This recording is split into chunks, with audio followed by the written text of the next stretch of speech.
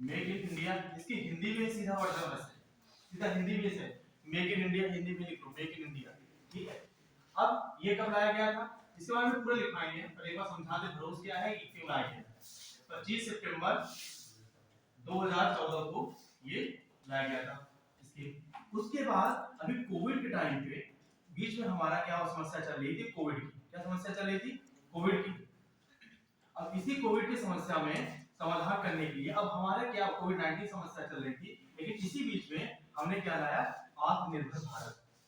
अब हम तो मेक इन इंडिया के बारे में बात कर चुके हैं, लेकिन मेक इन इंडिया का प्रोग्राम के बारे में बात कर चुके हैं, तो हमें भैया आत्मनिर्भर भी तो बनना है। हम कब तक डिपेंडेंट रहेंगे फॉरेनर के ऊपर, कब तक हम डिपेंडेंट रहेंगे फॉरेन इंडस्ट्रीज के ऊपर।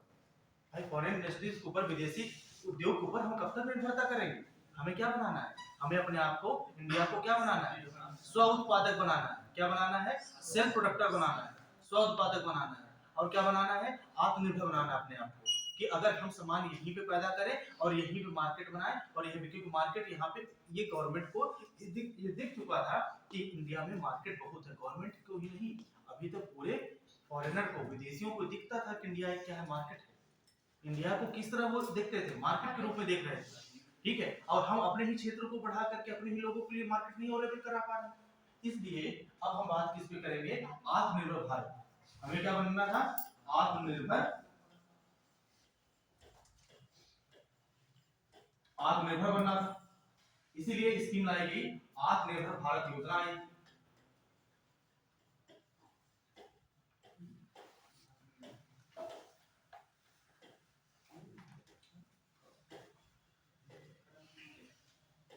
भारत योजना लाई गई।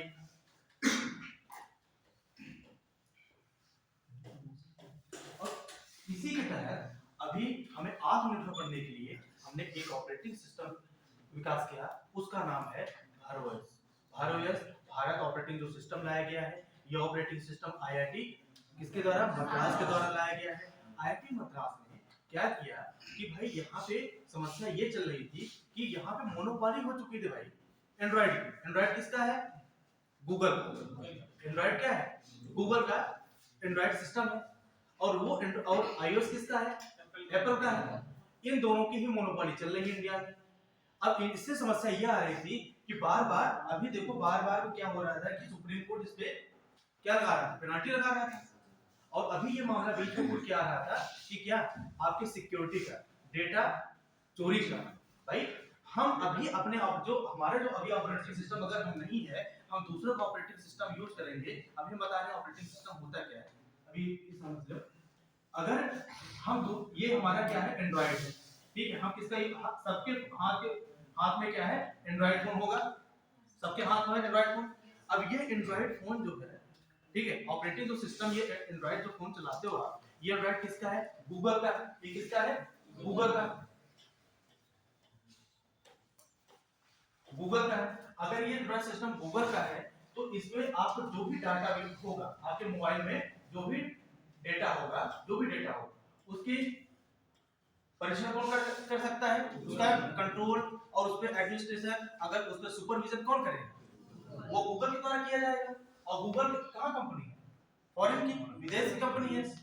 इसका मतलब हम अपनी बागडोर किसके हाथ में सौंप रखे हैं, दूसरे हाथ, विदेशों के हाथ में सौंप रखे हैं। और गोपनीयता, जो हमारी गोपनीयता बनी रहनी चाहिए, वो गोपनीयता बार बार भंग हो रही है।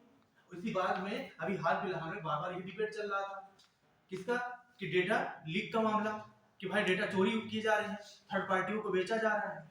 इस करंट युग में अगर सबसे ज्यादा पावरफुल चीज है तो क्या है, आपका इंफॉर्मेशन, आपका डेटा। अगर आपका डेटा चोरी हुआ तो आप वर्थलेस है, आपके ऊपर वो हमेशा, आप चाहे जहां बैठते हो, चाहे जहां जाते हो, निगरानी आपको अभी नहीं समझ में आ रहा है, क्योंकि आप अभी ऐसी चीजों में हो नहीं। अगर कभी भी किसी ऐसे गोपनीयता की चीजों में अगर चले जाए, जैसे गोपनीयता की चीजें कैसे, डिफेंस सेक्टर में आप, अगर कहां पे जाइए, डिफेंस सेक्टर, रक्षा विभाग, ठीक है, डिफेंस सेक्टर में अगर एनआईए, जो नेशनल इंटेलिजेंस आपकी है, एनआईए का कोई भी अधिकारी, अगर कोई भी मिनिस्ट्री से संबंधित है, ministry of commerce, ministry of किसी भी family welfare, ministry of information technology की किसी भी मंत्रालय में आप चले जाइए, वहां का कोई भी अधिकारी है, अगर उसका डेटा चोरी होने लगे तो समस्या नहीं है। कोई भी ऐसा अगर अध्यक्ष है, वो कहाँ का है, इसरो का है, अगर उसकी डेटा चोरी होगा तो प्रॉब्लम आएगी नहीं आएगी? हम बड़े बड़े संगठनों के पास मोबाइल सिस्टम है, ऐसा मोबाइल यूज कर रहे हैं, अगर कहीं गलती बस से अगर उनका डेटा अगर चोरी हो गया या लीक हो गया या सामने की पार्टी थर्ड पार्टी को बेच दी, आपको पता चलेगा? नहीं पता चलेगा। आप किसके हाथ में अपने अपने हाथ अपने शायद पैर किसे दे रखे हो? गूगल को। अभी आप 4 कदम चलिए, गूगल ये भी बता देगा आप किस स्थान पर खड़े। ये बागडोर दूसरे विदेशियों के हाथ में क्यों हम दें? अब क्या होगा, भर ओएस में ये प्रॉब्लम नहीं है। पर इसी सिक्योरिटी के गोपनीयता को सुरक्षा करने के लिए भर ओएस ने, इसी वजह से आईआईटी मद्रास ने अपनी एक कंपनी बनाई कि आप आईआईटी मद्रास का इंस्टीट्यूशन, ये क्या आईआईटीज है, यहाँ पे क्या किया जाता है, शिक्षण का कार्य किया जाता है, रिसर्च एंड डेवलपमेंट का कार्य होता है। लेकिन अब इसने ये करके दिखाया, इसने एक अपनी कॉमर्शियल कंपनी बनाई। इस कॉमर्शियल कंपनी के थ्रू उसने किसका विकास किया? भर ओएस ऑपरेटिंग सिस्टम का विकास किया। किसके लिए विकास किया? किसके द्वारा विकास किया गया? IIT Madras. IIT Madras, IIT Madras ने अपनी ये क्या बनाई? कॉमर्शियल कंपनी बनाई। ये कौन सी company? Commercial company, commercial company बनाई। अब इस कॉमर्शियल कंपनी के बनाने से अब यहाँ पे जितने यहाँ पे पढ़ने वाले अच्छे क्रीम वाले छात्र हैं, जो रिसर्च करने वाले छात्र हैं, ये छात्र क्या करेंगे? इस लैबोरेटरी में जाएंगे इस कंपनी के थ्रू। अब जा करके वो क्या करेंगे? उसमें वर्क करेंगे। वर्क करने के बाद उन्होंने क्या क्या बनाया? Bharat operating system. Operating system ये क्यों बनाया गया? कि अगर अब इसमें ये फीचर है, ये फीचर है कि इसका जो विकास किया गया गोपनीयता के लिए। किसके लिए? गोपनीयता के लिए, गोपनीयता के लिए। दूसरा, इसका विकास क्यों किया गया?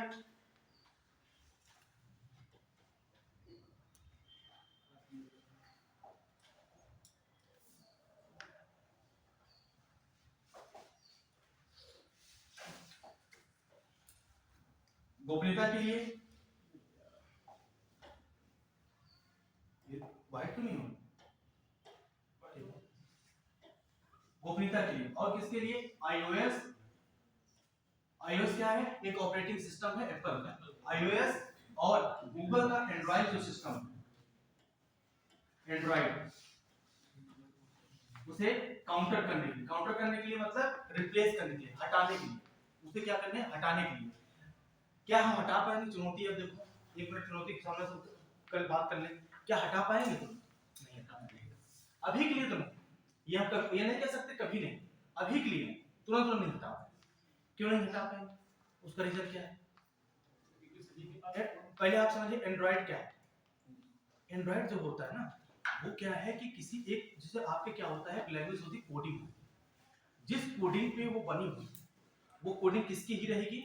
वो गूगल की रहेगी। ठीक है, बस उस कोडिंग को तुम क्या करते हो? हटा नहीं सकते, क्योंकि हमारा जो भर ओएस है वो किस पे बेस, हमने बताया है अभी, किस बेस पे है? वो एंड्रॉइड बेस है। किस पे है? Android base. हम क्या हम एग्जैक्टली अलग अपना ऑपरेटिंग सिस्टम बनाए? हाँ बनाए, लेकिन हमने किसकी कोडिंग का यूज किया? गूगल के एंड्रॉइड का ही तो यूज किया है, तभी इसका ये किस पे बेस है? एंड्रॉइड पे। लेकिन फर्क ये है कि जैसे आप अपना मोबाइल होता है, कोई भी चीज, अब मान लो कि जैसे कोई भी फर्नीचर बनाने वाले जैसे 4 कारीगर, ये बस इतना समझ लो लेमन भाषा में, जैसे फर्नीचर बनाने वाले आपके पास कारीगर आपने बुलाए, फर्नीचर आपका रखा हुआ है, एक कारीगर गया, उसकी नक्काशी किया, अच्छी नक्काशी नहीं बनी, लेकिन बेस क्या है? फर्नीचर की। फिर दूसरा कारीगर गया, उसने नक्काशी अच्छी की, लेकिन बढ़िया बहुत अच्छी नहीं करता।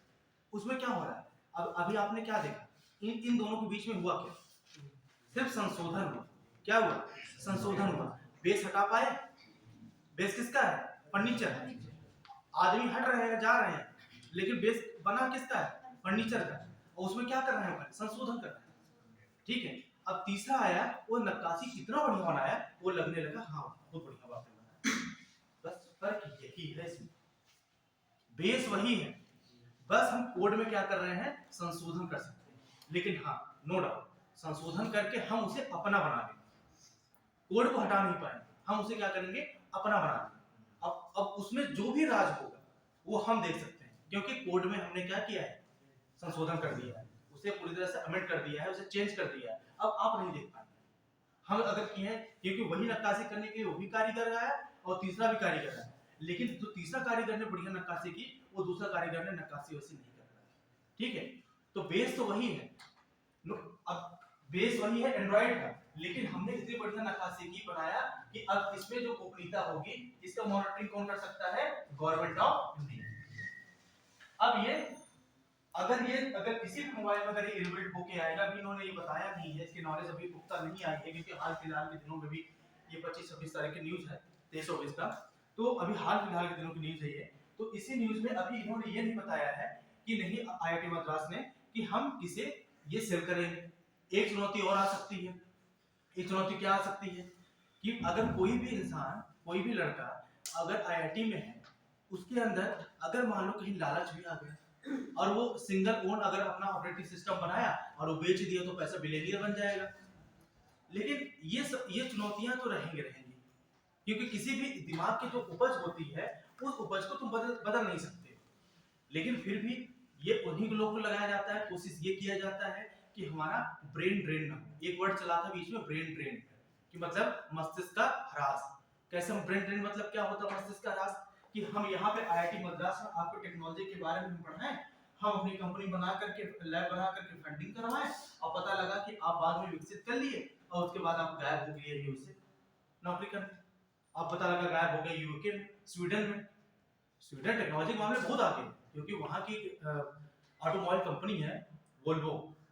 वोल्वो तो बसें चलती है लग्जरी आप करके, तो टेक्नोलॉजी और सेफेस्ट के मामले में सबसे, वो सेफेस्ट के मामले में वोल्वो कार नंबर 1 पे आती है। तो अगर ऐसी जगह पे टेक्नोलॉजी सेक्टर की कंपनी पैसा ज्यादा दिया और गायब हो गई, तो ये चुनौतियां हमारे पास रहेंगी। लेकिन फिर भी अगर हम यही बात को आपको इजाद करने में लगे हैं कि एक राष्ट्र भावना का विकास होना चाहिए, अपने एक नेशनल का विकास होना चाहिए, इसीलिए हमने प्रोजेक्ट लाया मेक इन इंडिया, कि हमारा खुद का। और इस बात पे तो भाई हम तो जाएंगे नहीं ना कि मतलब आप गायब हो जाओगे तो हम ऐसा काम न करें, नहीं, हम काम करेंगे, लेकिन आपके अंदर ये राष्ट्र भावना आप डालते रहेंगे। आप अगर गद्दारी करनी है तो कर सकते हैं, आप अगर नॉलेज दो। अगर उसी सोसाइटी में लोग अपने सोसाइटी के लिए बहुत कुछ करते हैं, उसी सोसाइटी में अच्छा पैसा कमाने के बाद कुछ भी नहीं करते, ठीक है, दोनों तरफ के लोग होते हैं। तो इस बात पे चुनौतियां तो ये रहेंगी, लेकिन फिर भी हमें अपने काम को कार्यरत करते रहना चाहिए, क्योंकि हम इस बात से नकार नहीं सकते कि ये ऐसे लोग 2 से 3% होते हैं और लगभग लोग अपने घर से, अपने मोहल्ले से, अपने कस्बे से लगाव रखते हैं। तो अब भारत ऑपरेटिंग सिस्टम में क्या है कि अब ये निगरानी हम क्या किसके द्वारा की जाएगी, गवर्नमेंट ऑफ इंडिया। अब हम अपना हाथ किसी दूसरे विदेशियों के हाथ में नहीं सौंपेंगे। और इसका एक फीचर क्या है कि गोपनीयता पहला आईओएस और एंड्रॉइड को क्या काउंटर करने के लिए है, और यहाँ पे जो निगरानी होगी गवर्नमेंट ऑफ इंडिया, हम ये भी समझा दिए कि ये एंड्रॉइड बेस्ड तो है, लेकिन इसमें हम क्या संशोधन करके बनाए हैं, कैसे बनाए, ठीक है। और किसके द्वारा बनाया गया है, आईआईटी मद्रास के द्वारा। और फंडेड किसके द्वारा किया गया, फंडेड बाय, भाई पैसा भी तो लगेगा इसके लिए,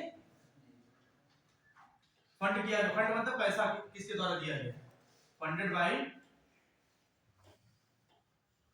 डीएसटी, एक विभाग किसका, साइंस एंड टेक्नोलॉजी का, किसका, science, department of science and technology. अभी इसके बारे में बताएंगे क्या है डिपार्टमेंट, अभी इसकी स्थापना कब हुई, department of science and technology. इसी के द्वारा पैसा फंडेड किया गया है, आईआईटी मद्रास के द्वारा इसे क्या किया गया है कि कंपनी बनाती है, उस कंपनी के थ्रू क्या होता है, भारत ऑपरेटिंग सिस्टम का निर्माण करती है। अब भारत ऑपरेटिंग सिस्टम में एक खास बात, और खास बात ये है, इसे इरेज कर दें, खास बात ये है कि आप देखते होंगे कि आपके मोबाइल में, आपका जब ये मोबाइल होगा,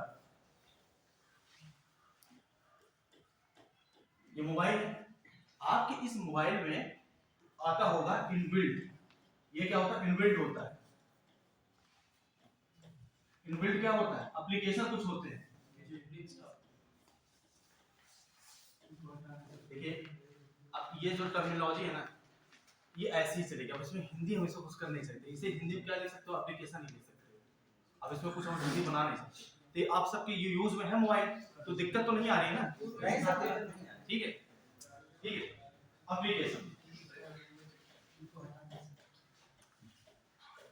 इसमें कुछ एप्लीकेशन पहले से ही क्या होते हैं लग के आते हैं, आप उसे इरेज नहीं कर सकते। आप अभी कोई भी मोबाइल खरीदो तो गूगल का एंड्रॉइड सिस्टम अगर मोबाइल ले रहे हो या आईओएस का ले रहे हो तो उनके एप्लीकेशन आते हैं, आप उन्हें डिलीट नहीं कर सकते। और कुछ को आप क्या करते हो, प्ले स्टोर से डाउनलोड करते हो। कहां से डाउनलोड करते हो, प्ले स्टोर से डाउनलोड करते हो। तो इसी वजह, अब इसमें क्या जो भारत ओएस में क्या है कि इसमें पहले से इनबिल्ट, मतलब इसे बोल सकते हो प्री इंस्टॉल्ड,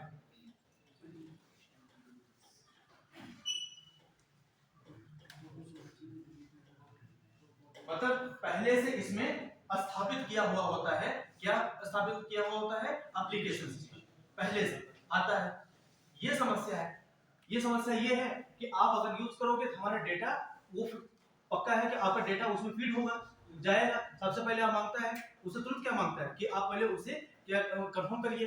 आप या तो आपको गूगल को अकाउंट बनाए हो या तो फेसबुक को अकाउंट बनाए हो, तुरंत पहले उसके क्या मांगता है, सिक्योरिटी मांगता है।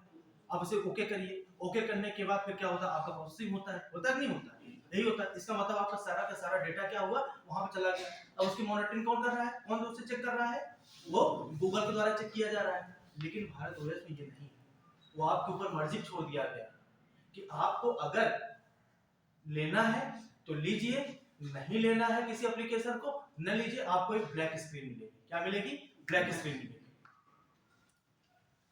उसे बोला गया है, इस वर्ड का नाम दिया गया है एनडीए।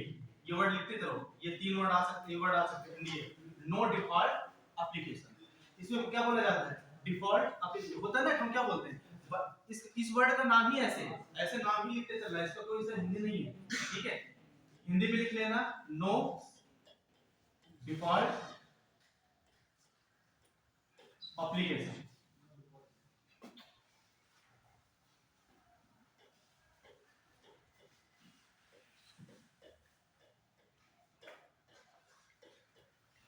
मतलब इसका क्या हुआ, इंग्लिश लिखोगे नो, इंग्लिश लिखने की जरूरत है कहीं, रहने दो, ठीक है, टाइम लग रहा है, ठीक है, क्योंकि बहुत सी चीजें भी पुरानी है। तो इसका मतलब होता है नो डिफॉल्ट एप्लीकेशन, मतलब आपको ब्लैक स्क्रीन मिलेगी। क्या मिलेगी, ब्लैक स्क्रीन मिलेगी। अगर आपका मन करता है किसी एप्लीकेशन को डाउनलोड करने का तो डाउनलोड करिए, कहां डाउनलोड करोगे, समस्या आ गई कहां से करोगे। तो उन्होंने एक सिस्टम बना रखा है, उसका नाम क्या है, पास, PASS, पास, प्राइवेट एप्लीकेशन स्टोर सिस्टम। जैसे ये उसी प्रकार का है जैसे आपका एंड्रॉइड मोबाइल में क्या होता है, प्ले स्टोर होता है, गूगल प्ले स्टोर होता है ना, कि किसी भी एप्लीकेशन को आप वहां पे जाते हो और वहां से डाउनलोड कर लेते हो जो जरूरत होता है। सेम वैसे भारत ओएस में क्या बनाया गया है, पास। पास का क्या फुल फॉर्म है, प्राइवेट एप्लीकेशन, हिंदी वाले में ऐसे लिखते चलेंगे, प्राइवेट एप्लीकेशन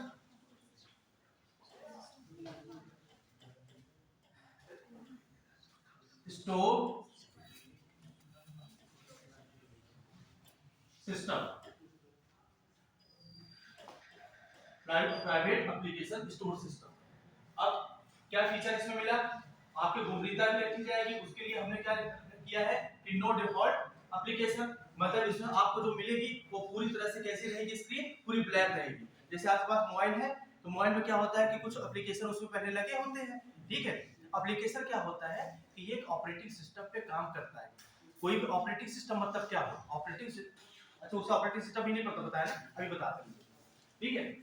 तो अब क्या हुआ कि इसमें पहले नो डिफॉल्ट एप्लीकेशन, मतलब ब्लैक स्क्रीन मिलेगी। आपको कोई भी दिक्कत, आपका कोई एप्लीकेशन की जरूरत अगर पड़ती है इसमें, हाँ इसमें सर्च इंजन रहेगा। कोई चीज सर्च करना है तो सर्च इंजन मतलब जैसे गूगल क्या है search engine, Yahoo search engine, Mozilla Firefox क्या है सर्च इंजन, आपको मोबाइल में सब होगा, ठीक है, आप इससे रूबरू होंगे। तो ये सब क्या है, सर्च इंजन है, जहां से आप इंफॉर्मेशन को सर्च करते हैं, ठीक है।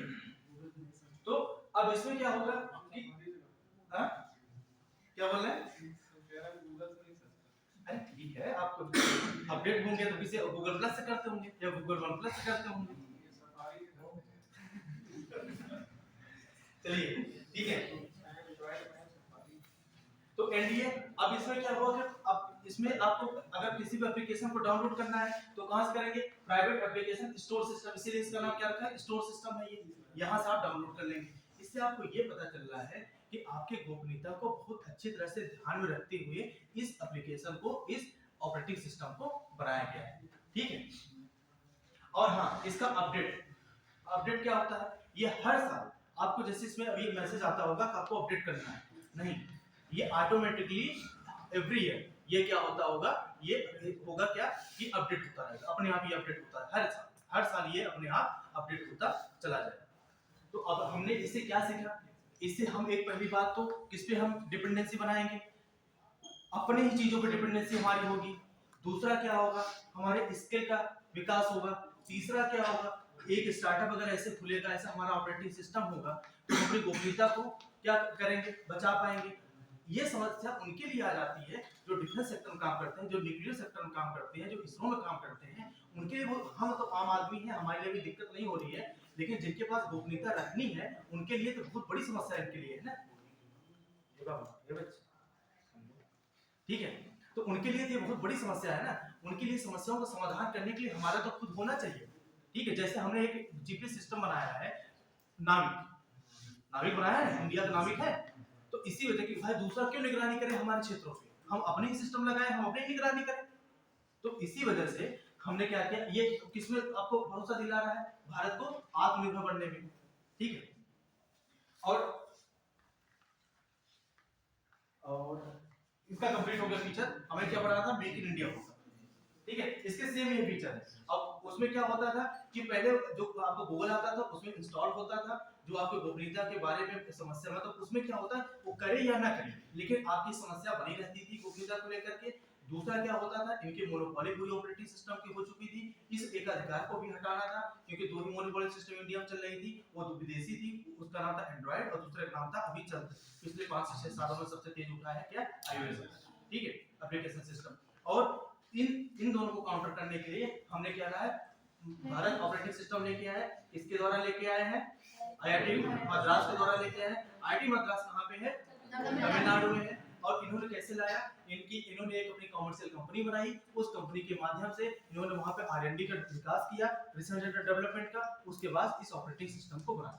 अब लिखिए ऑपरेटिंग सिस्टम है क्या, एक लेमन की बात, देखो टेक्निकल चीज हमें नहीं जानना, साइंस टेक में यूपीएससी यूपीपीसी सबसे टेक्निकलिटी की यहाँ बात नहीं करेंगे, क्योंकि यहाँ पे बच्चे साइंस के भी हैं, यहाँ पे बच्चे क्या है, आर्ट के भी। तो वो सिर्फ आपसे क्या एप्लीकेशन है, मतलब उसका क्या वैल्यूएशन, मतलब वैल्यू है रियल लाइफ, आप उसे लेमैन भाषा में बताइए। ठीक है,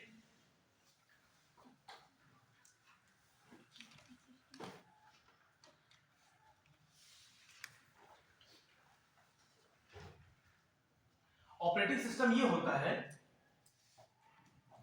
ये क्या होता है, जो प्रोग्राम होते हैं ना, प्रोग्राम होता है। ऑपरेटिंग सिस्टम क्या है, ऑपरेटिंग सिस्टम होता है जो प्रोग्राम होता है। अब प्रोग्राम को हिंदी प्रोग्राम ही लिखो, ठीक है।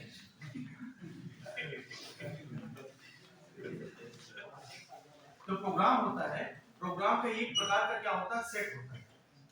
सेट मतलब क्या हो गया, एक समूह होता है, सेट होता है। कई प्रोग्राम का एक क्या होगा, एक सेट होता है। ठीक है, ऑपरेटिंग सिस्टम वो होता है कि जैसे मान लो कि आपका मोबाइल है, मोबाइल में एक ऑपरेटिंग सिस्टम डाल दिया जाएगा, उसी ऑपरेटिंग सिस्टम पे ही एप्लीकेशन वर्क करता है। मतलब कि एक ऐसा सरफेस, एक ऐसा, जैसे हम इस सतह पे हैं, इस सतह पे हम ऐसे बैठे हुए हैं, अब यहाँ पे चद्दर भी बिछ गई, यहाँ पे हमारे पैर भी आ गए, शूज भी पहने हैं, इस पे हम वर्क कर रहे हैं, चल रहे हैं। यही समझो कि ये जो नीचे सतह बिछी हुई है, इस जो कोडिंग रिकॉर्डिंग इसकी कोडिंग हुई है, इसी कोडिंग हम चल रहे हैं, यही होता है ऑपरेटिंग सिस्टम। एकदम लेमैन भाषा में क्या है कि ये कई प्रोग्रामों का एक सेट होता है जो कंप्यूटर के हार्डवेयर और सॉफ्टवेयर के क्या होता है, रिसोर्सेज, हार्डवेयर और सॉफ्टवेयर को मैनेज करता है। जो कंप्यूटर के रिसोर्सेज मतलब जो कंप्यूटर के संसाधन होते हैं, वो उन्हें ये क्या करता है, मैनेज करता है। जैसे इसमें क्या होता है, जैसे iOS जो ऑपरेटिंग सिस्टम है वो अलग है, और एंड्रॉइड ऑपरेटिंग सिस्टम ये अलग है। तुम देखोगे कि जो एंड्रॉइड का ऑपरेटिंग सिस्टम का एप्लीकेशन होगा वो iOS के ऑपरेटिंग सिस्टम में नहीं चलेगा, वो सपोर्ट नहीं करेगा, क्योंकि उसकी कोडिंग अलग से की गई है। वो उसी टाइप का ही एप्लीकेशन कोई बनाओगे तो वो सपोर्ट करेगा और चलेगा। होता है ना, एरर आने लगता है, बार बार एरर आता है, डाउनलोड नहीं होता है, चलता ही नहीं है, तो वही है। अब जैसे हमारा ऑपरेटिंग सिस्टम ऐसे इनबिल्ट किया गया है कि हम सिर्फ समतल चीजों पे ही चल सकते हैं, जैसे प्लेन है, ठीक, हमारे ऑपरेटिंग सिस्टम बना दिया गया है, हम सब चीजों पे चल रहे हैं, कोई दिक्कत नहीं। अगर हमसे एकदम पढ़ाने भी आ जाओ, वो भी छोड़ो, अब हमारे अंदर ऑपरेटिंग सिस्टम हमने ये विकास किया है कि हम इन्वायरमेंट इकोलॉजी और करंट अफेयर्स ही पढ़ा पाएंगे, ठीक है, ये ऑपरेटिंग सिस्टम बना दिया गया है। लेकिन अब हमसे बोल दिया जाए कि आप चलिए रॉकेट साइंस पढ़ाएंगे, ठीक है, आप चलिए हमें स्पेस के बारे में कुछ चीजें टेक्निकलिटी में, एप्लीकेशन नहीं, आप हमें चलिए इकोनॉमिक्स के बैंकिंग सेक्टर पढ़ाइए, हमारा ऑपरेटिंग सिस्टम क्या कर रहा है, वहां पे एरर कर रहा है, देखो वो क्या कर रहा है, फॉल्ट कर रहा है, बार-बार फॉल्ट कर रहा है। क्यों कर रहा है? क्योंकि हमारा जो ऑपरेटिंग सिस्टम बनाया गया है किस बेस पर बनाया गया है कि सिर्फ करंट अफेयर्स और एनवायरमेंट इकोलॉजी पढ़ाने के लिए, हमारा ऑपरेटिंग सिस्टम इकोनॉमिक्स के बैंकिंग सेक्टर पे नहीं है। तो हम क्या होंगे, वहां पे धराशायी हो जाएंगे। धराशायी होने का मतलब बार-बार एरर दिखाएगा, हम सपोर्ट ही नहीं कर पा रहे हैं। यही होता है ऑपरेटिंग, जिस बेस पे एप्लीकेशन काम करते हैं, ये प्रोग्राम का एक सेट होता है जो क्या होता है कंप्यूटर के हार्डवेयर और सॉफ्टवेयर को मैनेज करता है, वही होता है ऑपरेटिंग सिस्टम। ये समझ आया नहीं? क्योंकि टेक्निकलिटी में एकदम ना जाओ, ना तुमसे पूछेगा कभी, ठीक है, ये कंप्यूटर साइंस के जो बच्चे होंगे उनके लिए, जो आईटी सेक्टर के बच्चे उनके लिए जरूरी है टेक्निकलिटी, ठीक है। अब ये होता है, ठीक है, अब चलते हैं हम, ये क्लियर आ गया ना ऑपरेटिंग, चलते हैं मेक इन इंडिया प्रोग्राम, लिखो, नहीं पहले एक चीज लिखो, डीएसटी मैंने बताया, डिपार्टमेंट ऑफ, पहले इसके बारे में चर्चा, department of science and technology, इसकी स्थापना 1971, 1971, ये वही दौर है जब युद्ध चल रहा था 71 का और बांग्लादेश को आजाद हमने कराया था, ठीक है, 1971, 1971, DST, department of science and technology. समय का ध्यान समय बताते रहिए क्योंकि कुछ नंबर 9 वाले भी डिस्कस करने हैं। अब तमिलनाडु हमने बोला है, तमिलनाडु के बारे में कुछ जानकारी देनी है, ठीक है। हाँ भैया, जैसे कि कोई नंबर है एग्जैक्ट डेट तो हमें नहीं याद है, मतलब खुद की, मतलब मुझे, क्योंकि मुझे डेट ऐसे याद है कि डेट से क्लियर याद होती नहीं है, आपसे सर्च कर लीजिएगा, नहीं मुझे मतलब एग्जैक्ट नहीं याद। 1971, ठीक है, इसका हेडक्वार्टर, मेन पर्पस होता है ना याद करने का, इसका मोटो क्या है, ऑब्जेक्टिव क्या है, और इसका जो एक मेन डेट होता है, एग्जाम क्वेश्चन वैसे ही आते हैं, फॉर्मेटिंग होते हैं। अब एग्जैक्ट डेट इतनी, अभी आज आप देख रहे हो इतने, अभी आगे टाइम कितने डेट हो जाएंगे, कितने डेट याद करते हैं, इसमें मोटा मोटा याद करते हैं डिलीट करके, इसलिए मैंने बोला ना युद्ध हुआ। अब ये तुम्हें एग्जाम याद आएगा, अच्छा सर ने बताया था युद्ध हुआ था 1971 होगा, 70 नहीं हुआ, ठीक है। अब लिखो इसका हेडक्वार्टर कहाँ पे है, न्यू दिल्ली, नई दिल्ली, नई दिल्ली। और किस मंत्रालय के अंतर्गत काम करता है, देखो, ministry of science and technology, विज्ञान और प्रौद्योगिकी मंत्रालय, किस मंत्रालय के अंतर्गत काम करता है, ministry of science and technology, ministry of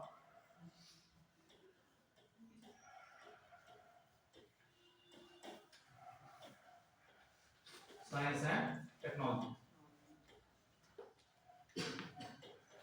विज्ञान और प्रौद्योगिकी मंत्रालय के अंतर्गत ये काम करता है, ठीक है।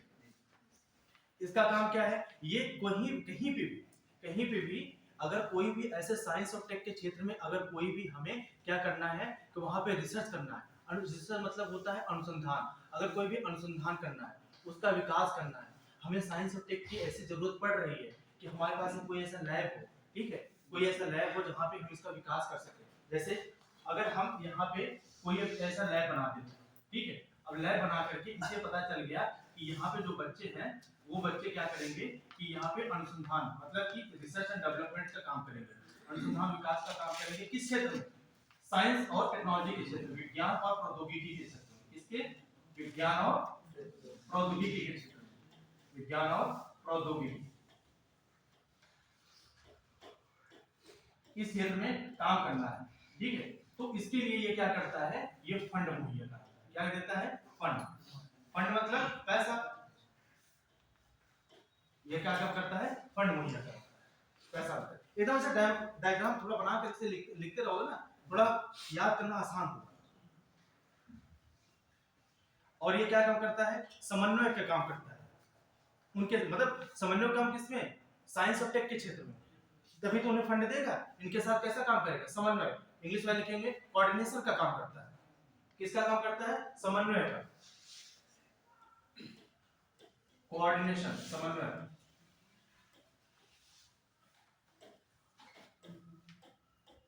किस क्षेत्र में? साइंस और टेक के क्षेत्र में, साइंस एंड टेक के क्षेत्र में। और क्या काम करेगा? प्रमोट करेगा। क्या करेगा? उसे प्रमोट, प्रमोट मतलब बढ़ावा देगा। क्या करेगा? प्रमोट का काम करेगा, प्रमोटिंग।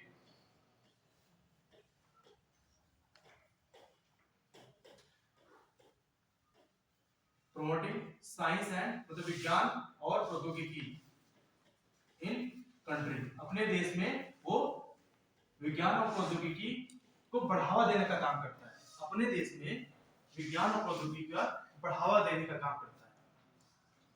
इधर एक एक वर्ड समझ में आ रहा है कि नहीं?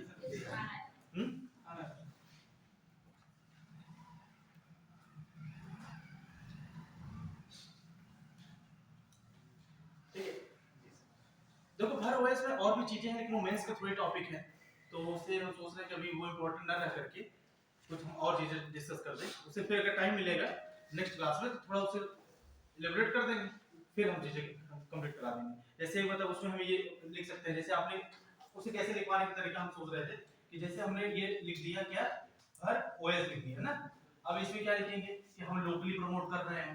लोकली प्रमोट क्यों कर रहे हैं? कि हमारे गवर्नमेंट की स्कीम आई है, भाई बार बार ये बात करते हैं Modi ji, local for vocal. क्या होना चाहिए? लोकल फॉर वोकल का विकास होना चाहिए। ये थोड़ा मेंस टाइप का टॉपिक हो जाएगा, इसलिए भी थोड़ा सा इसे छोड़ना है। ठीक है, तो अभी जो इंपॉर्टेंट चीजें और हैं फ्री के लिए वो चीज कंप्लीट कर दें। ठीक है, कोई इशू नहीं है? Thank you. ठीक है, अब आगे लिखिए make in India. Make in India programme, make in India scheme.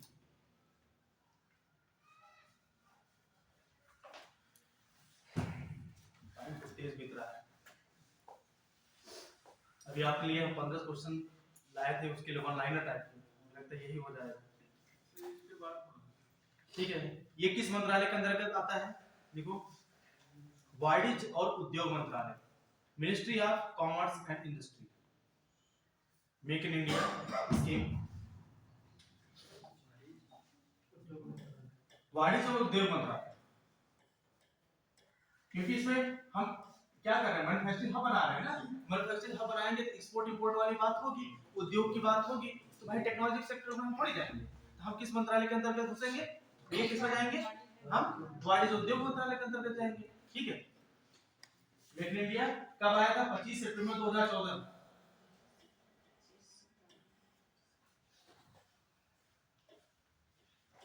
25 September 2014।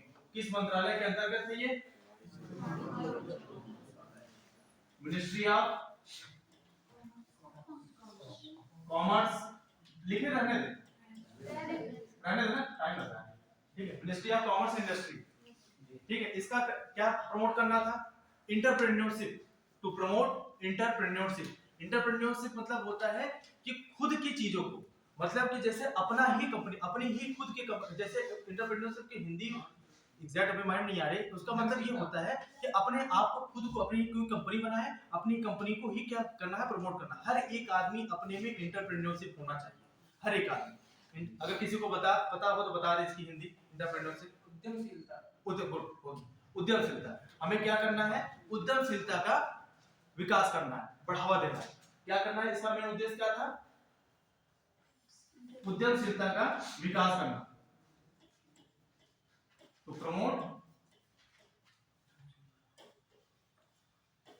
Entrepreneurship. ठीक है, उद्यमशीलता पर, उद्यमशीलता इसी वजह से हम किस मंत्रालय के अंतर्गत रखे हैं? कॉमर्स एंड इंडस्ट्री मंत्रालय के अंतर्गत रखे हैं। और इसका मेन मतलब क्या था कि हमें इंडिया को क्या बनाना है?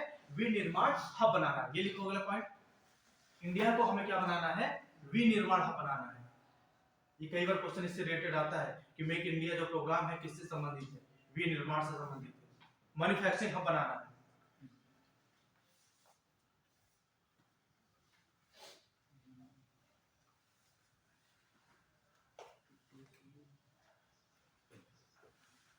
कैसा मैन्युफैक्चरिंग हब होना चाहिए? मैन्युफैक्चरिंग एक्सपोर्ट हब, जहां मैन्युफैक्चरिंग हब लिखे हो ना, उसे के एरो आगे करके, जैसे जहां पे मैन्युफैक्चरिंग हब लिखे होंगे, मैन्युफैक्चरिंग हब, ठीक है, ये तो तुम्हें बनाना है ही। अब कैसा मैन्युफैक्चरिंग हब होना चाहिए कि विनिर्माण मैन्युफैक्चरिंग एक्सपोर्ट हब होना चाहिए।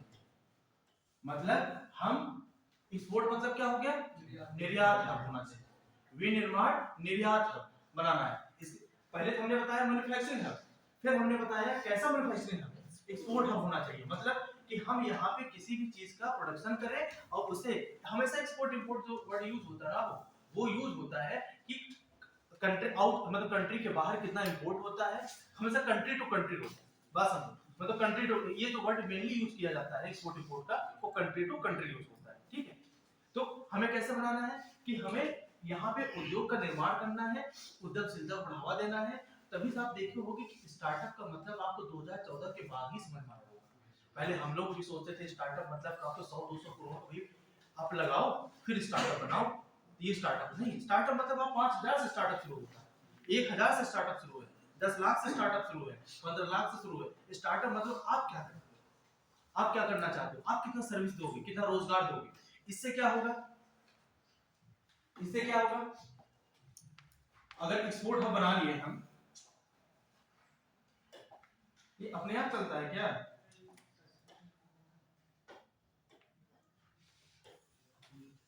अगर हम मैन्युफैक्चरिंग एक्सपोर्ट हम अगर बना लिए, मैन्युफैक्चरिंग एक्सपोर्ट हम मतलब कि हम विनिर्माण निर्यात हब बना लिए। पहले हमने क्या बनाया कि हमारा उद्देश्य था मैन्युफैक्चरिंग हब बने, मैन्युफैक्चरिंग हब बनने के बाद ही हम एक्सपोर्ट काम कर सकते हैं। जब हमारे पास चीजें क्या होगा, उनका प्रोडक्शन अच्छा हो जाएगा, उसके बाद मैन्युफैक्चरिंग एक्सपोर्ट हब बन जाएगा, बनाना है। इसके बनने के बाद से हम क्या करेंगे कि जो हमारा इंडिया है, इंडिया है, ये अपने जो नेबर कंट्री है, जैसे इधर क्या है म्यांमार, इधर क्या है श्रीलंका, इधर क्या है मालदीव, इधर क्या है साउथ ईस्ट कंट्री, इन सब कंट्रियों को हम क्या करेंगे, एक्सपोर्ट कर सकेंगे।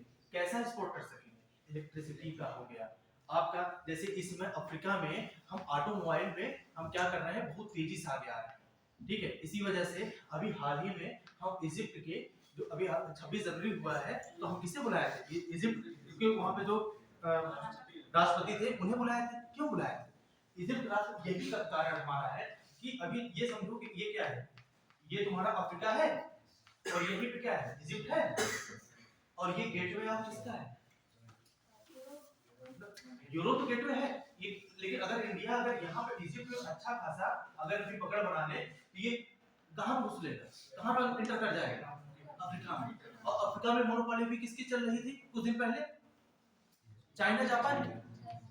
कि अफ्रीका में सबसे ज्यादा मोनोपोली किसकी चल रही है, अफ्रीका में इस पूरे सेक्टर में किसकी चल रही है, चाइना की और जापान की, जापान की। इन्हीं दोनों की ऑटोमोबाइल सेक्टर में क्या है, ऑटोमोबाइल के सेक्टर में क्या है, मोनोपोली है।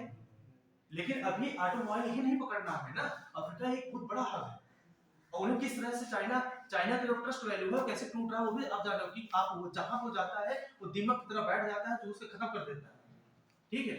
तो ये पूरी तरह से क्या कर लिया है मोनोपोली, और इसी मोनोपोली में इंडिया ने अभी आकर के बजाज और टीवीएस कंपनियों ने इनके मोनोपोली को खत्म किया है।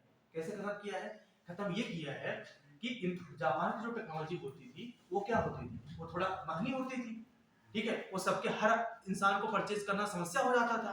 और चाइना की जो टेक्नोलॉजी होती थी वो सब परचेज कर लेते थे, लेकिन उसकी जो भाई क्वालिटी कैपेबिलिटी वो क्या होती थी, डाउन होती थी।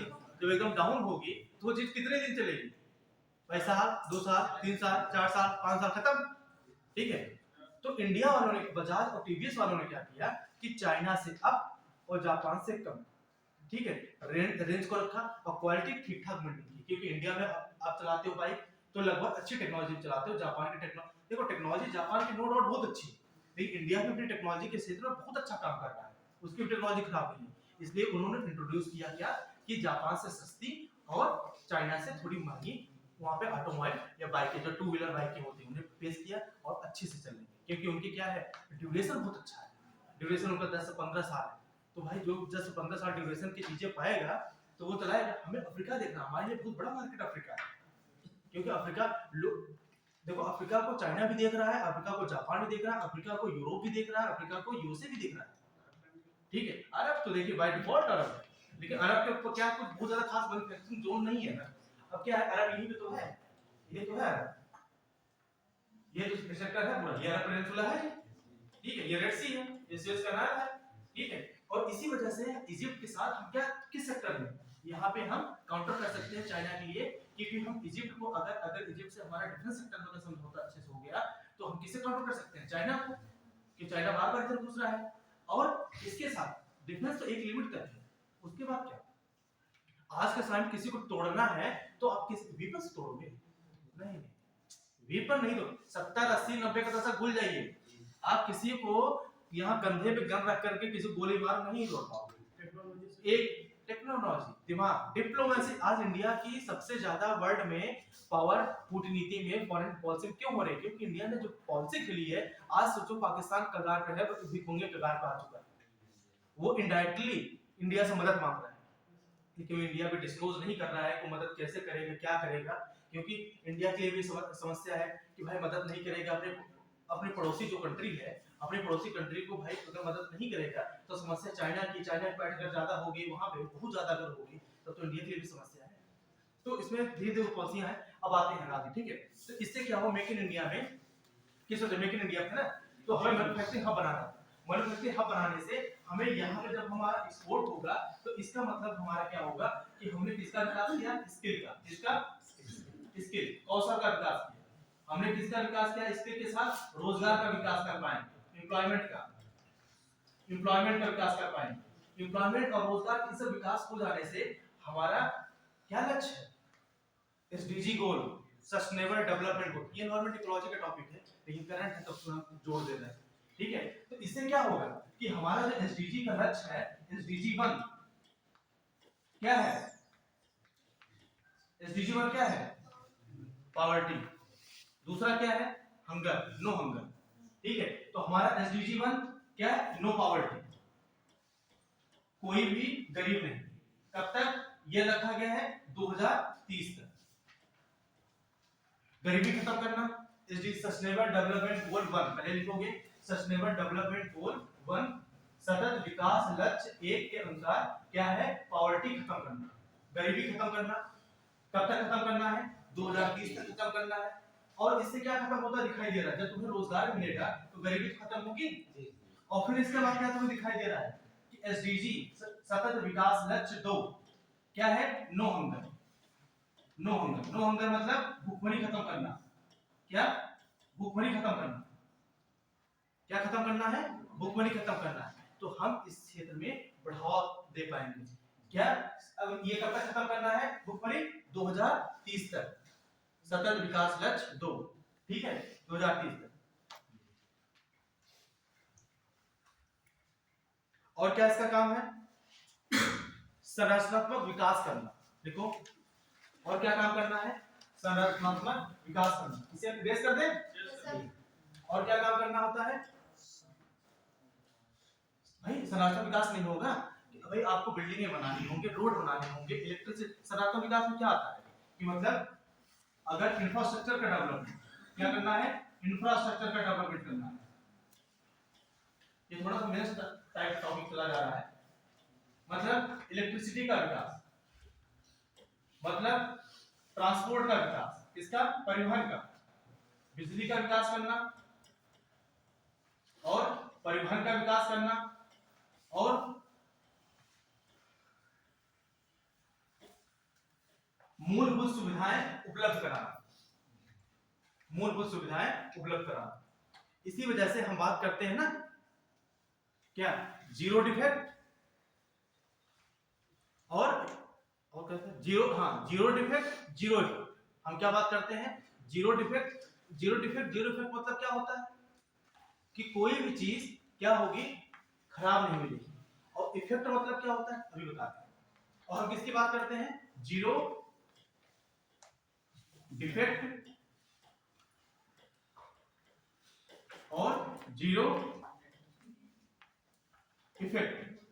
अब इसका मतलब थोड़ा समझ लो,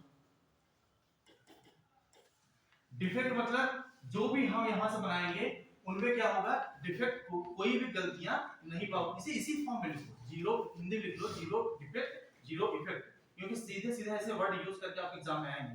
तो जीरो डिफेक्ट मतलब हमारा बात है कि कोई भी जो सामान बनाएंगे उसमें आपको डिफेक्ट नहीं मिलेगा, कोई भी खराब गलतियां नहीं मिलेगी। इफेक्ट मतलब क्या वर्ड बना, इफेक्ट मतलब क्या हुआ, नहीं प्रभाव तो मतलब यहाँ कहना क्या चाह रहा है कि जीरो डिफेक्ट जीरो इफेक्ट मतलब ये पर्यावरणीय अनुकूल होंगे, पर्यावरण को हानि नहीं पहुंचाने वाले होंगे।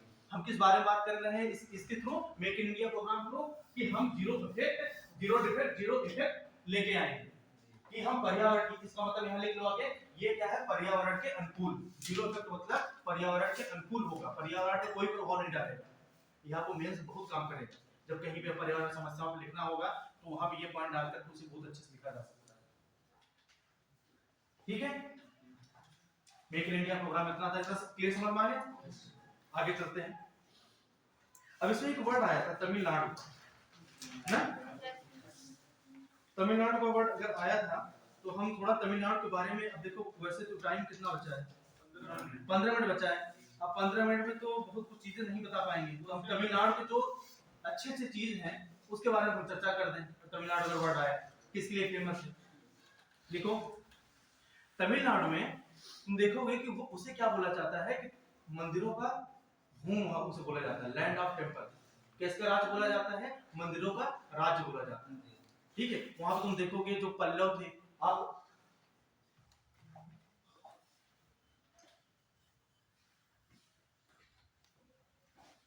ये आपका तमिलनाडु का सेक्टर है, तमिलनाडु का सेक्टर है। अब अभी इसे हटा देते हैं क्योंकि प्राचीन इतिहास को इस बारे में बात करेंगे तो चलेगा।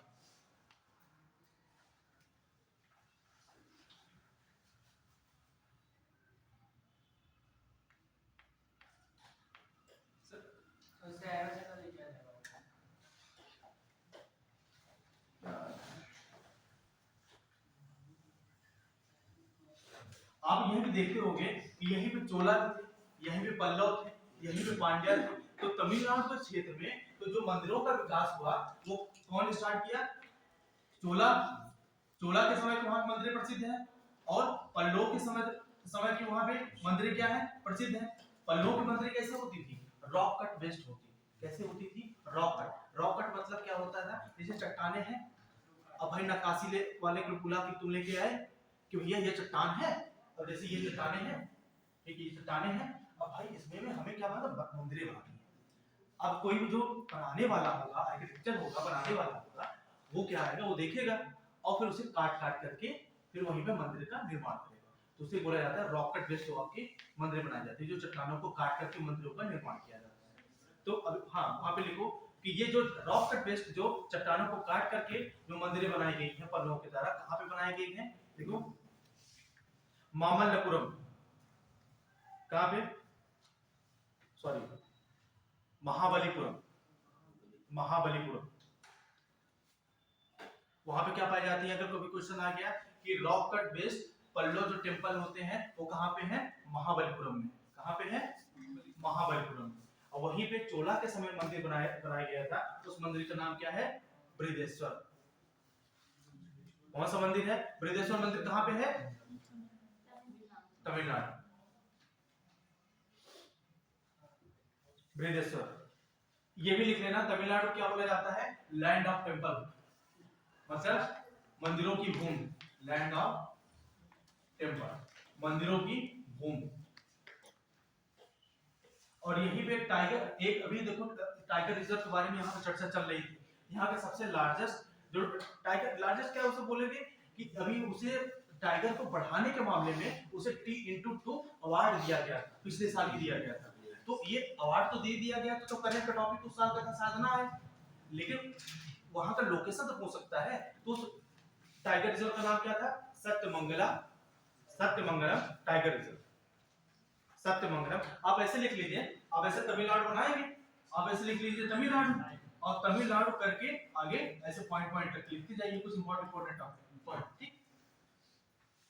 Sathyamangalam tiger reserve. अब वही सत्यमंगलम जो टाइगर रिजर्व है उसे बोला जाता है सत्यमंगलम वाइल्ड लाइफ सेंचुरी, मतलब सत्यमंगलम वन्य जीव अभयारण्य। सत्यमंगलम वन्य जीव अभयारण्य। ये कहां पे है? इरोड डिस्ट्रिक्ट। कहां पे है? इरोड जिला। इरोड डिस्ट्रिक्ट, इरोड जिला। कहां का इरोड जिला है? तमिलनाडु। आगे पॉइंट लिखो। यहाँ पे एक जगह है नेवेली। तमिलनाडु में एक जगह है पाई जाती है नेवेली। क्या बच्चे परेशानी है क्या आपको?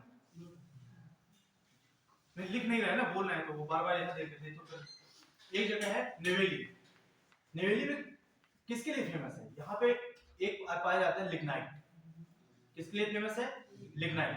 आयरन ओर होता है ना, लौह होता है ना। सबसे पहले स्थान पे कौन है? एंथ्रासाइट, जो सबसे बेस्ट क्वालिटी का होता है। वो कहां पर सबसे ज्यादा पाया जाता है? जम्मू कश्मीर। और इंडिया में सबसे ज्यादा किस आयरन ओर नहीं, कोल है, कोयला, कोल। सबसे बेस्ट क्वालिटी कोल कौन सा होता है? एंथ्रासाइट। और इंडिया में सबसे ज्यादा पाया जाने वाला कोल कौन सा है? बिटुमिनस टाइप का। कौन सा कोल है? बिटुमिनस। लिखते चलो, बोल रहे हैं लिखते जी।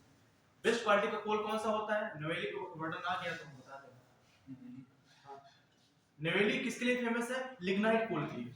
लिग्नाइट हिंदी में भी वही नाम है, इंग्लिश में लिग्नाइट।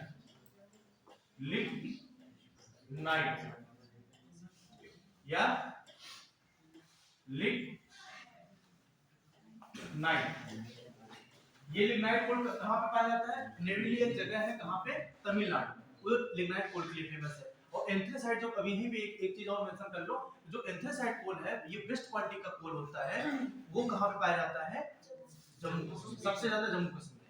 और इंडिया में सबसे ज्यादा पाया जाने वाला कोल किस प्रकार का है? बिटुमिनस टाइप का, जो गोंडवाना लैंड के क्षेत्र में सबसे ज्यादा पाया जाता है। किस क्षेत्र में? गोंडवाना लैंड। ठीक है। अब एक जैसे राज्य आ गया तो उसके बारे में कुछ फीचर्स बताते चले। ठीक है, आगे चलो। यहाँ पे हिल स्टेशन भी पाया जाता है। हिल स्टेशन है। हिल स्टेशन किसे बोलते हैं वैसे? कि जहाँ पे थोड़ा टेम्परेचर नॉर्मल हो, ठीक है, उसका टेम्परेचर 25 to 30 या 20 to 25 हो, जहाँ पे टूरिज्म को बढ़ावा दिया जा सके। हिल स्टेशन तभी बोलते हैं। जैसे वहाँ पे धर्मशाला होता है, ठीक है, शिमला होता है, मसूरी होती है, सब हिल स्टेशन है। ऐसे तमिलनाडु क्या पाया जाता है? ऊटी, कन्नूर, ऊटी लिख दें? ऊटी, कन्नूर,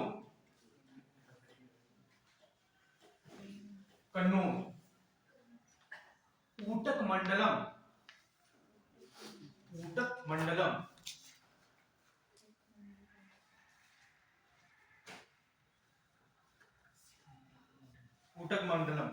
और एक चीज तुमने लिखा था, तुम लोगों ने लिखा था कि जो पल्लव होते थे, रॉक कट बेस्ड पल्लव, जहां महाबलीपुरम में है, उसे वहीं पे आगे मेंशन लिख दो कि इसे वर्ल्ड हेरिटेज साइट में सम्मिलित किया गया। विश्व विरासत स्थल में, विश्व विरासत स्थल में शामिल किया गया, वर्ल्ड हेरिटेज साइट। ये जो वर्ल्ड हेरिटेज, अभी एक लाइन में बता दे रहे हैं, जो वर्ल्ड हेरिटेज साइट होता है ना, ये यूनेस्को के द्वारा होता है। यूनेस्को एक क्या है? यूनाइटेड नेशन का एक बॉडी है, एक निकाय है, ठीक है। उसी के द्वारा विश्व विरासत स्थल शामिल होने का मतलब क्या होगा पता है? इसका मतलब ये होगा कि अब वो जो मंदिर है, उस मंदिर का संरक्षण, उनका प्रिजर्वेशन किसके द्वारा किया जाएगा? यूनेस्को के द्वारा किया जाएगा। यूनेस्को होता है United Nation economically, socially culture organisation. नहीं, ऐसे साइंस होता है। Economically, scientifically, cultural organisation. ये United Nation economically, scientifically, cultural organisation. उसे यूनेस्को के द्वारा ही विश्व विरासत स्थल में ही शामिल किया गया है, ठीक है। और यहाँ पे एक नेशनल पार्क है, ये भी लिख लो, Indira Gandhi national park. Indira Gandhi national park,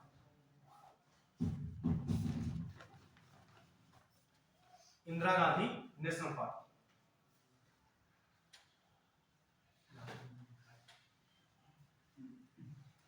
ये कहाँ पे है? अन्नामलाई, अन्नामलाई, ब्रैकेट डाल देना, Annamalai,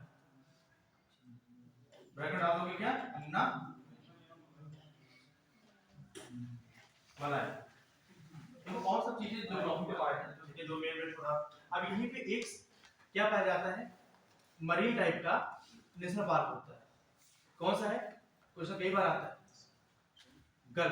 gulf of Mannar, Gulf of Mannar समुद्री national park, marine national park, ये क्वेश्चन आता है कई बार। Gulf of Mannar. और एक नेशनल पार्क और यहीं पाया जाता है, Mukurthi national park, Mukurthi national park, ठीक है। अब वन लाइनर कॉन्सेप्ट होते हैं, ठीक है, लिखवाते चले। अब सीरियस कर देना, अब तो जरूरत है नहीं। अभी हाल ही में पॉइंट आ रहा, अभी हाल ही में सर्बिया के द्वारा, सर्बिया एक देश है, कहाँ का देश है? यूरोप का। कहाँ का देश है? यूरोप। पहले ये बता दें, सर्बिया जो है यूरोप का देश है, यूरोपियन कंट्रीज है। इसकी जो कैपिटल है उसका नाम है बेलग्रेड, बेलग्रेड। क्योंकि सिर्फ आपको कैपिटल याद होते चलेंगे, क्या है? बेलग्रेड। अभी सर्बिया के द्वारा हाल ही में, क्योंकि पीसीएस एग्जाम 4 महीने है, देखिए समाप्त करना है, हफ्ते में एक ही दिन क्लास करनी है, तो ज्यादा चीजें इस पे फोकस होना है। हाल ही में भारत की आजादी के 75वें वर्षगांठ के उपलक्ष्य में, 75वें वर्षगांठ के उपलक्ष्य में एक विशेष डाक टिकट जारी किया, एक विशेष डाक टिकट जारी किया। क्वेश्चन ये बनेगा कि भी हाल ही में किस देश के द्वारा भारत के 75वें वर्षगांठ के उपलक्ष्य में डाक टिकट जारी किया गया है? तो क्या बताओगे आप? सर्बिया। सर्बिया की कैपिटल क्या है?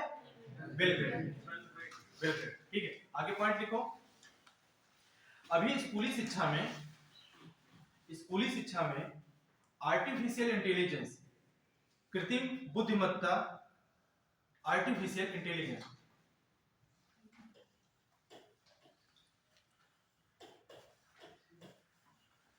ये बताओ लिखें या छोड़ दें? टाइम जा रहा है। बोल दे। आर्टिफिशियल, भारत स्कूली शिक्षा में कृत्रिम बुद्धिमत्ता पर पढ़ाने वाले देश का पहला राज्य बना। मतलब अभी क्या होगा, उन्होंने अपने सब्जेक्ट में क्या डाला है कि स्कूली शिक्षा में उन्होंने किस सिलेबस को लेके आए हैं? कृत्रिम बुद्धिमत्ता, आर्टिफिशियल इंटेलिजेंस, एक सिलेबस लेके आए हैं। ये पढ़ाने वाला अभी हाल में कौन सा राज्य बना देश का पहला? मध्य प्रदेश। कौन बना? मध्य प्रदेश। अब मध्य प्रदेश की कुछ चीजें लिखवा दें। 4 मिनट है, थोड़ा 2-3 मिनट डिस्टेंस कर ही लोगे, ठीक है। अब यहाँ पे फेमस नेशनल पार्क होता है, उस नेशनल पार्क का नाम है Kanha national park. Kanha,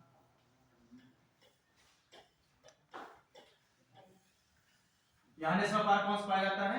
Kanha, Kanha national park.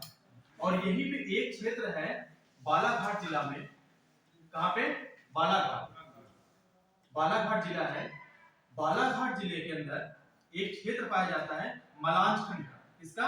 मलांज खंड, मलांज खंड, मलांज खंड, ये क्षेत्र पाया जाता है। ये मलांज खंड किस लिए फेमस है? कॉपर के लिए। इसके लिए? तांबा के लिए। कॉपर बोल रहे हैं, तांबा के लिए, ठीक है। किसके लिए फेमस है ये? तांबा। ये तांबा क्षेत्र। ये कई बार क्वेश्चन आता है कि मलांज खंड क्षेत्र मैच द फॉलोइंग में, कि मलांज खंड किससे संबंधित है? कॉपर से संबंधित। अब यही मध्य प्रदेश और किसके लिए फेमस है? सोयाबीन के लिए। सबसे ज्यादा सोयाबीन का जो प्रोडक्शन होता है, उत्पादन होता है, कहाँ पे होता है? वो मध्य प्रदेश में होता है। और किसके लिए है? सोयाबीन। दालों के लिए, सब दालों के लिए नहीं, चना के लिए। और फिर देखो हमेशा क्या होता है, डेटा के हिसाब चेंज होता था। तीन चीज होती है, एक महाराष्ट्र, एक आपका मध्य प्रदेश, ठीक है। तो इसमें और कर्नाटका भी आ जाता है, अपर रीजन, नॉर्थ वाला कर्नाटका का रीजन, ठीक है। अभी यही बात होगी, एक भी विवाद चल रहा है, अगले बार हम पढ़ाएंगे महाराष्ट्र कर्नाटका विवाद। उसमें क्या होता है कि तीन जगह है, उन तीन जगहों को लेकर के महाराष्ट्र में विवाद चलाया जा रहा है कि यहाँ पे जो बोली जाने वाली भाषा है वो क्या हो रही है कि वो मराठी से मिलती जुलती भाषा है और बहुत पुरानी भाषा है। और जबकि इंडिया में भाषाई आधार पे सबसे पहला राज्य का गठन किसका हुआ था, आंध्र प्रदेश का हुआ था। उसकी तब राजधानी क्या होती थी 1953 में, कन्नूर। और 1953 में ही एक आयोग का गठन हुआ था, उस आयोग का गठन का नाम क्या था, फजल अली आयोग। क्या, फजल अली आयोग। ये किसके आधार पे था, 1953 में गठन हुआ, ये किसके आधार पे था, भाषाई आधार पे। भाषाई आधार पे क्या राज्यों को गठन करने की बात की गई और इसी के बारे में बात किया गया। तो इसी बारे में बात करके एक अधिनियम लाया गया, राज्य पुनर्गठन आयोग अधिनियम आया 1956, इसी के आधार पे राज्यों का गठन किया गया। तो हम अगले टॉपिक हम स्टार्ट करेंगे, यही पॉइंट होगा भारत और कर्नाटक, महाराष्ट्र और कर्नाटक का विवाद क्या चल रहा है। और दूसरा पॉइंट यही स्टार्ट करेंगे जो अभी उत्तरकाशी जोशीमठ वाला केस चल रहा है, और कोई अगर नया टॉपिक निकल के आया होगा जो एग्जाम के लिए इंपॉर्टेंट है तो वो करेंगे, ठीक है।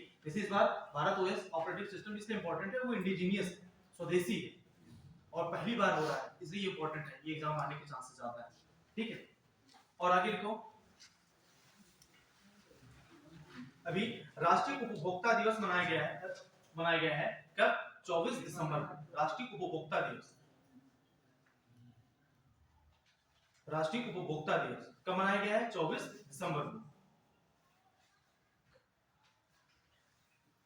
इसी समय केंद्रीय मंत्री पीयूष गोयल के द्वारा एक पोर्टल लॉन्च किया गया, ये क्वेश्चन इंपॉर्टेंट है। इसी समय केंद्रीय मंत्री हैं पीयूष गोयल, उनके द्वारा एक पोर्टल लॉन्च किया गया, उस पोर्टल का नाम क्या है, राइट टू रिपेयर। क्या नाम है, right to repair, right to repair, ठीक है। राष्ट्रीय उपभोक्ता दिवस कब मनाया जाता है, 24 दिसंबर। इन्होंने कौन सा पोर्टल लॉन्च किया, right to repair. Bharat operating system किसके द्वारा बनाया गया है, आईआईटी मद्रास का, तमिलनाडु। ये किसके लिए बेस है, इसमें आपको टर्मिनोलॉजी याद करने बोले थे, एनडीए और पास। ये आपको पूछ सकता है एग्जाम में कि इससे संबंधित कौन सी टेक्नोलॉजी थी, एनडीए और पास। एनडीए नो डिफॉल्ट एप्लीकेशन, पास क्या था, प्राइवेट एप्लीकेशन स्टोर सिस्टम, ठीक है। आगे देखो,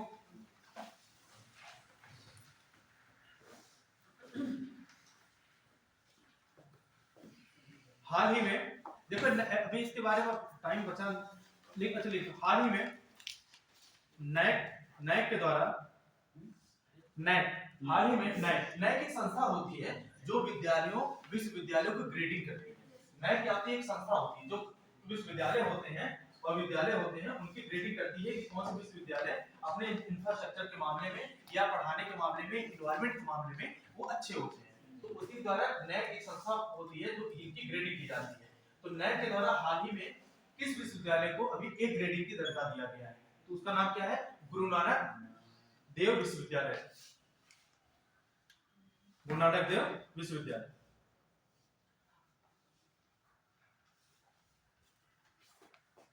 अभी आगे चले, अभी क्या हो रहा है कि अभी हमेशा हम युद्ध अभ्यास करते हैं। युद्ध अभ्यास क्या करते हैं, अपनी क्षमताओं को आंकने के लिए, टेक्नोलॉजी का शेयर करने के लिए, टेक्नोलॉजी को जानने के लिए, और अपने उनके भी साथ प्रशिक्षण देने, टीचिंग, ट्रेनिंग, इन सब के लिए हम क्या करते हैं, युद्ध अभ्यास काम करते हैं, उनके साथ मिलकर काम करते हैं कि जिससे हमें उनके बारे में जानकारी, हम अपने बारे में जानकारी, और उनसे हम क्या सीख सकते हैं, इसके बारे में कैसे टेक्नोलॉजी, तो इन सब बारे में जानकारी करने के लिए युद्ध अभ्यास किया जाता है। तो युद्ध अभ्यास अभी हुआ है वीर गार्जियन, देखो वीर गार्जियन किसके बीच में हुआ है, इंडिया और जापान के बीच में, वीर गार्जियन।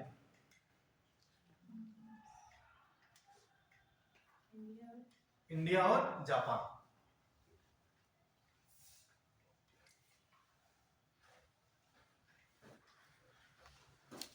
ठीक। अगला पॉइंट देखो, अभी हमने ये बताया है कि हाल ही में बीआरओ के द्वारा सीमा सड़क संगठन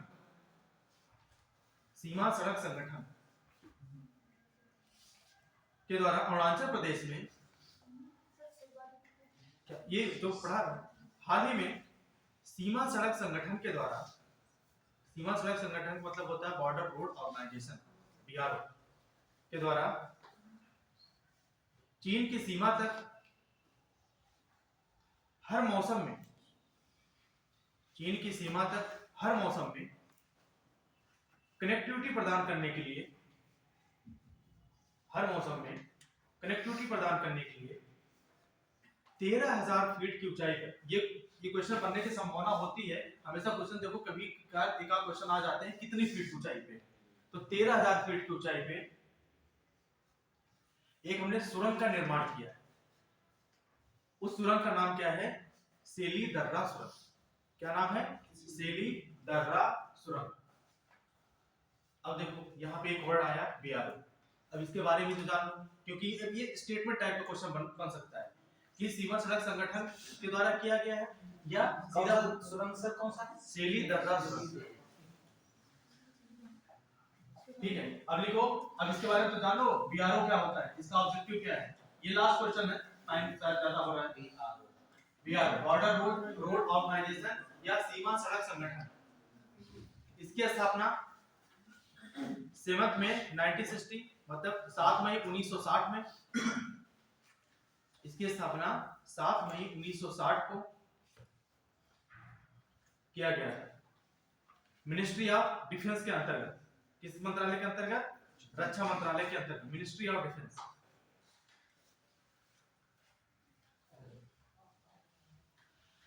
मिनिस्ट्री ऑफ डिफेंस, इसका हेडक्वार्टर, मुख्यालय कहां पे है? नई दिल्ली। हाँ, ये क्या है? ये एक जानते हो कि रोड बनाने वाले फोर्स है, ये मिलिट्री के आर्म फोर्सेस के अंतर्गत आती है। ये भी एक बल है, ये भी एक क्या होते हैं, जैसे आपके मिलिट्री फोर्स होते हैं तो वैसे ये भी क्या है, एक प्रकार का फोर्स है। ठीक, इस फोर्स को क्या नाम लिखोगे? रोड कंस्ट्रक्टिव, रोड बनाने वाले एग्जीक्यूटिव फोर्स, कार्यकारी बल, रोड बनाने वाले कार्यकारी बल है, रोड कंस्ट्रक्टिव एग्जीक्यूटिव फोर्स है ये।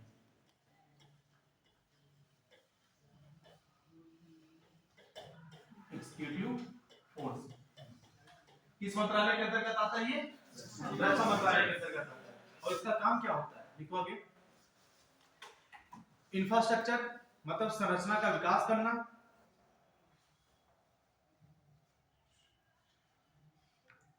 संरचना का विकास करना कहां पे? सीमा वाले क्षेत्रों पे। भारत के जो सीमा वाले क्षेत्रों हैं, सीमा वाले क्षेत्रों पे सड़कों का निर्माण करना, वही संरचनात्मक विकास करना। कहां पे? इसका काम क्या है? इंफ्रास्ट्रक्चर डेवलपमेंट का है। कहां पे? रोड का डेवलपमेंट। इंफ्रास्ट्रक्चर मतलब रोड का डेवलपमेंट करना है। कहां पे? सीमा क्षेत्रों पे, भारत के सीमा क्षेत्रों पे, बाउंड्रीज वाले क्षेत्रों पे, और कहां? और अपने फ्रेंडली जो पड़ोसी देश होते हैं वहां पे भी इनका विकास। ये क्वेश्चन आया और शायद मुझे याद नहीं आ रहा, 2019 का क्वेश्चन है, उसमें देश का नाम दिया था कि यहाँ ये किस देश में ये अपना ये वहां पे निर्माण करते हैं, रोड का निर्माण करते हैं। वो फ्रेंडली जो हमारे नेबर कंट्री है वो कौन सी है? लिखो, अफगानिस्तान,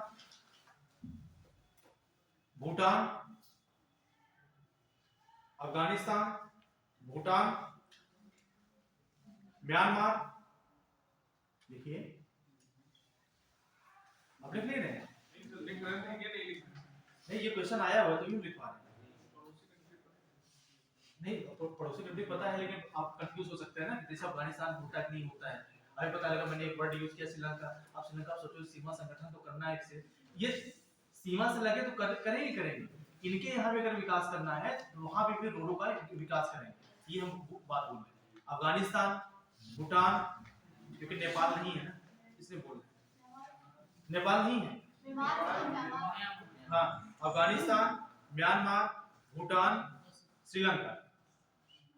अब इसमें तजाकिस्तान भी है, अब इसमें चेक करना मुझे, मतलब है या नहीं है। अब लिख लो तजाकिस्तान भी, लेकिन हम सीमा बताए ना, सीमा के विकास तो करना है। अपने फ्रेंडली जो नेबर कंट्रीज हैं उनका भी विकास करना है। नेबर ही नहीं, आपके फ्रेंडली कंट्रीज है वहां भी जाकर के रोड का विकास करना है। तजाकिस्तान लिख लो, लेकिन एक बार चेक करना पड़ेगा हमें, तो अगर नहीं होगा तो फिर मैं उसे हटा दूंगा। लेकिन तजाकिस्तान में 98% है, मैं श्योर हूं तजाकिस्तान है। तो कौन कौन सा था? अरे अरे इतनी बातें करना। कौन सा? Afghanistan, Bhutan, Myanmar, Kazakhstan, Sri Lanka. ठीक है, टाइम हो गया। चलिए, थैंक यू।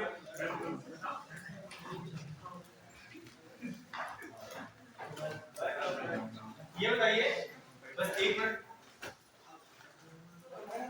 स्टॉप नहीं करेंगे क्या? भाई ऑफ कर दो सर। अगर आपको आता है तो बहुत आगे आप ही देखो, वहां से टच कर लीजिए, अपने आप बंद हो जाएगा। रेड वाला